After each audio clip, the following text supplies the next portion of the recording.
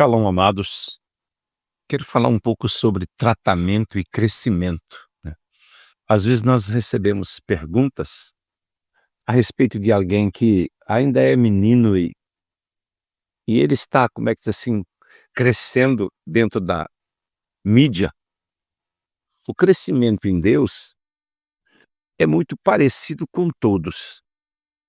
O tratamento também. Agora, operação de sinais, chamado, são diferentes. Tem operações diferentes, tem pessoas que eles já nasceram com uma habilidade de ministrar, de pregar, de falar, com mais facilidade que os outros.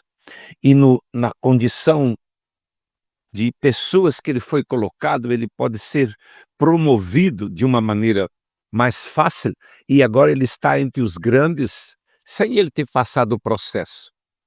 Quando nós olhamos o apóstolo Paulo, ele era um homem de profundo conhecimento das Escrituras. Ele era criado aos pés de Gamaliel. Ele era um homem de um conhecimento das Escrituras profundo.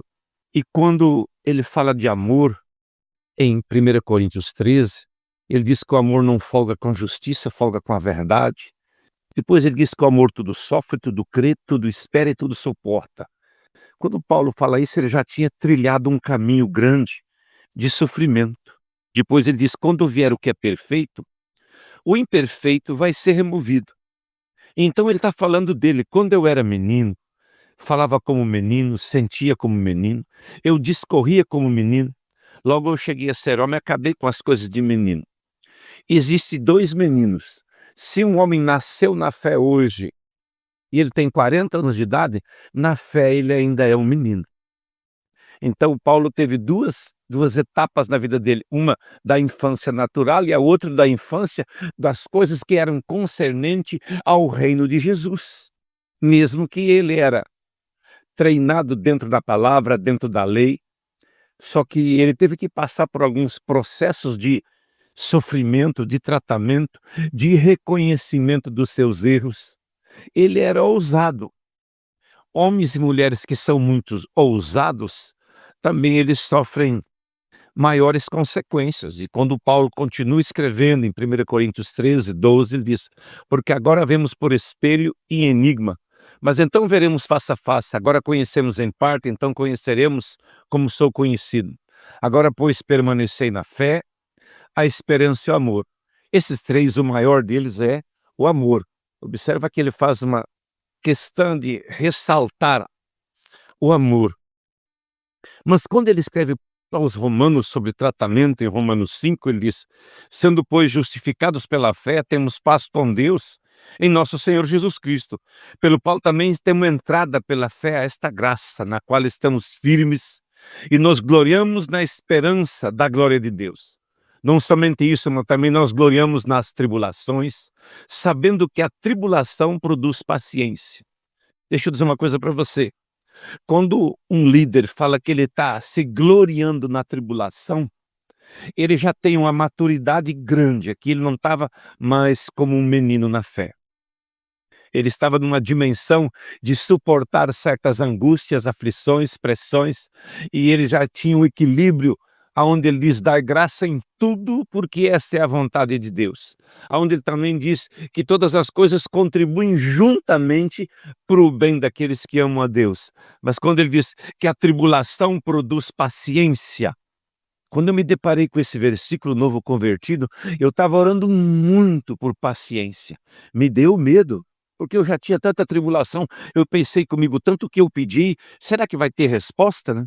E ele diz assim, depois de produzir paciência, diz que a paciência produz a experiência. E a experiência produz a esperança. E a esperança não traz confusão. Porquanto o amor de Deus está derramado no nosso coração pelo Espírito Santo que nos foi dado. Observa que ele começa falando de tribulação, mas ele volta para dentro de um texto que é amor. E existem situações que você vai vencer somente quando você tomar um posicionamento no amor de Deus. Por isso que quando Paulo escreve aos Efésios 5, ele diz, o amor de Deus excede todo o entendimento. Às vezes nós não compreendemos o amor de Deus. Quando somos disciplinados, corrigidos, açoitados, como está em Hebreus 12, nós temos dificuldade de compreender o amor de Deus, principalmente enquanto somos imaturos. Aquilo que ele diz: "Quando eu era menino, eu discorria como menino", né. Na nossa fé tem os tempos de menino, tem tempos de maturidade. Quando há um tempo de maturidade, você está caminhando num nível maior, Deus pode permitir uma situação diferenciada para tratar contigo. Deus pode permitir uma tribulação em um nível maior. E parece que quando nós estamos entrando nela ou estamos no meio dela, parece que é algo sem fim, parece que não vai terminar aquela situação, parece que aquela angústia não vai se passar. Não, ela vai ficar o tempo necessário, vai te ensinar a perdoar, vai te ensinar a abençoar quem você não abençoa, vai te ensinar a amar em Cristo Jesus. Às vezes orar por uma pessoa ser salva que você não queria, você vai aí aprender a abençoar, aprender com Tiago, que ele diz: "Ou não amaldiçoa, mas abençoa". E às vezes nós vemos líderes que você pensa que ele tem maturidade por causa da idade dele, mas ele não entrou num certo lugar de maturidade. E nós sempre seremos humanos. E às vezes eu encontro pessoas que eles estão cheios de condenação, que a condenação não veio de outro, foi produzida por ele mesmo. Quando você conhece as Escrituras e conhece a graça e decide ter uma vida no Espírito, você vai entrar num lugar onde você será livre de toda condenação. Esse é o propósito de Deus, que você não ande mais debaixo de condenação.